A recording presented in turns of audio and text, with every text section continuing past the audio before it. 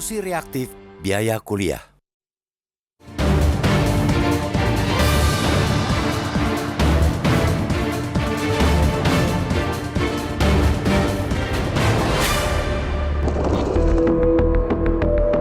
Presiden Joko Widodo pernah menyinggung fenomena masyarakat saat ini dalam menyampaikan tuntutan bahwa segala keluhan dan tuntutan diviralkan masyarakat. Fenomena itu memang benar dan Presiden tidak usah heran. Belakangan di Republik ini perubahan baru terjadi jika sudah viral di jagat maya. Tanpa itu, telinga penguasa seperti tuli. Meski sebenarnya di lapangan sudah banyak protes ditayangkan langsung.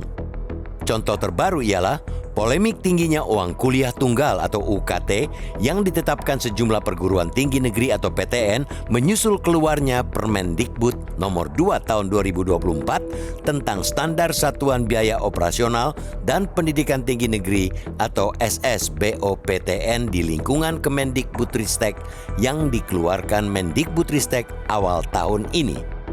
Setelah setidaknya sebulan gaduh, ramai diberitakan dan diviralkan netizen, barulah Senin 27 Mei Mendikbudristek Nadiem Makarim dipanggil Presiden Joko Widodo.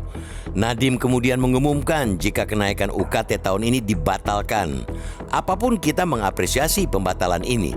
Namun, meski memang patut, sebenarnya model pembatalan seperti itu semakin menunjukkan bahwa pemerintah sangat gemar mengeluarkan solusi reaktif. Pun dengan pembatalan kenaikan UKT itu terlihat betul dicetuskan hanya untuk meredam keriusuhan di jagat maya maupun unjuk rasa mahasiswa di berbagai daerah. Pokok persoalannya yang tidak lain adalah Permendikbud nomor 2 tahun 2024 malah tidak terusik. Padahal tanpa pencabutan Permendikbud 2/2024 itu, pembebanan UKT selangit sangat mungkin terjadi lagi di tahun-tahun mendatang. Bilet yang menjadi landasan kampus negeri menaikkan UKT itu semestinya segera dicabut karena banyaknya pasal abu-abu yang membuat PTN dapat sewenang-wenang menilai golongan ekonomi keluarga para mahasiswa. Sejumlah PTN nyatanya juga hanya melihat besaran gaji orang tua tanpa memperhatikan jumlah tanggungan lainnya. Akibatnya, banyak calon mahasiswa dari keluarga menengah pas-pasan yang jadi korban. Ini menjadi fenomena kelam mahasiswa-mahasiswa Indonesia. Benar belaka bila dikatakan UKT di PTN saat ini tidak mencerminkan prinsip keadilan dan inklusivitas. Gelombang kritik dan protes yang terjadi di banyak PTN membuktikan polemik UKT bukanlah kasuistis, melainkan memang tidak berkeadilan dan tidak inklusif. Padahal dua prinsip ini yang digemborkan Nadiem sebagai dasar Permendikbud 2/2024. Terus berlanjutnya Permendikbud 2/2024 tidak saja dapat mengulang kesewenangan UKT di tahun mendatang, tapi juga memperparah angka pengangguran yang sudah terjadi di Gen Z.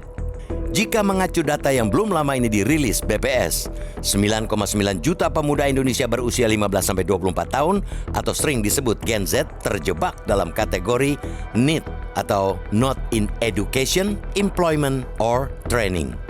Angka itu setara dengan 22,25% dari total populasi usia tersebut, dengan mayoritas 59,23% berasal dari lulusan SMA atau SMK.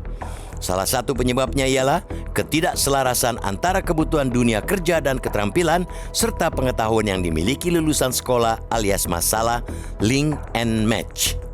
Pada titik inilah pendidikan tinggi semestinya ikut menjadi solusi untuk mencegah semakin besarnya Gen Z dalam kubangan net.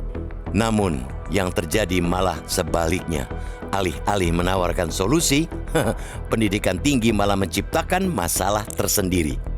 Karena itu, kita mendesak Permendikbud 2/2024 mutlak dicabut. Tidak hanya itu, penerapan status PTN-BH juga harus dievaluasi. Status PTN-BH yang merupakan buah Undang-Undang Nomor 12 Tahun 2012 tentang pendidikan tinggi memang dipahami merupakan upaya untuk meningkatkan daya saing dan juga kemandirian PTN-PTN. Namun hingga 1 dekade berjalan, nyatanya kebanyakan kampus negeri di tanah air, bahkan yang kampus tertua sekalipun, belum mampu menciptakan kemandirian finansial ala negara barat.